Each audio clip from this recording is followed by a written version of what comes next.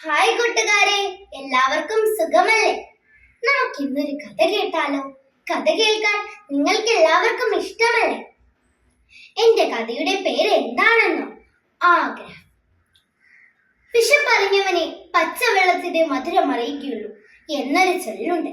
അതെ, നാം ഇന്ന് എന്ത് സമൃദ്ധിയിലാണ് ജീവിക്കുന്നത്. നമുക്കിഷ്ടപ്പെട്ട വസ്ത്രവും നമുക്കിഷ്ടപ്പെട്ട ആഹാരവും എല്ലാം ആവശ്യാനുസരണം നമുക്ക് ലഭിക്കുന്നു.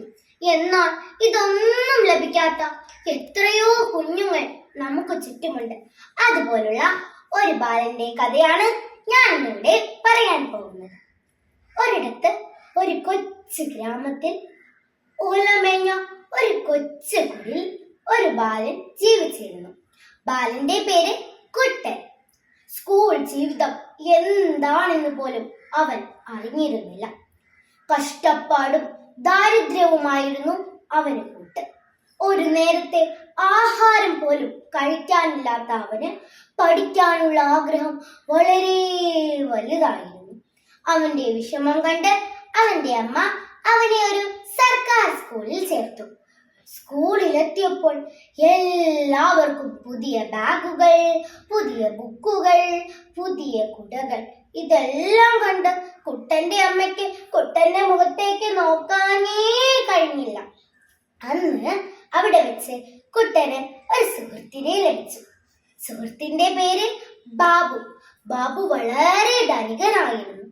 ഒരു ദിവസം കുട്ടൻ ബാബുവിനോട് ചോദിച്ചു, നിന്റെ വീട് ഓലയാണോ അതോ ഓടാണോ? ബാബു പറഞ്ഞു, മാളികപ്പുറം പോലുള്ള വീട്. കുട്ടൻ ചോദിച്ചു, മാളികപ്പുറം പോലുള്ള വീടോ? അതെന്താണ്? ബാബു പറഞ്ഞു, നീ ഇതുവരെ അങ്ങനെയുള്ള വീടൊന്നും കണ്ടിട്ടില്ലേ? ഒരു ദിവസം ഞാൻ നിന്നെ എന്റെ വീട്ടിലേക്ക് കൂട്ടിക്കൊണ്ടുപോകാം. അങ്ങനെ ഒരു ദിവസം ബാബു കുട്ടനെയും കൂട്ടി ബാബുവിന്റെ വീട്ടിലേക്ക് പോയി. വീടെത്തിയപ്പോൾ കുട്ടൻ അത്ഭുതത്തോടെ ചോദിച്ചു, ഇതെന്താ, കൊട്ടാരമോ? വാതിൽ തുറന്നതും പെട്ടെന്നൊരു ശബ്ദം, ബൗ ബൗ. കുട്ടൻ പേടിച്ചു പോയി. കുട്ടൻ നോക്കിയപ്പോൾ വീടിനകത്ത് അതുപോലുള്ള മറ്റൊരു വീട്. അതിനകത്ത് വലിയൊരു പട്ടിക്കുട്ടി. പട്ടിക്കുട്ടിയുടെ മുൻപിൽ എന്താണെന്നോ? വലിയൊരു പാത്രം, അത് നിറയെ ഭക്ഷണം. ഇത് കണ്ട് കുട്ടന്റെ വായിൽ വെള്ളം ഊറി.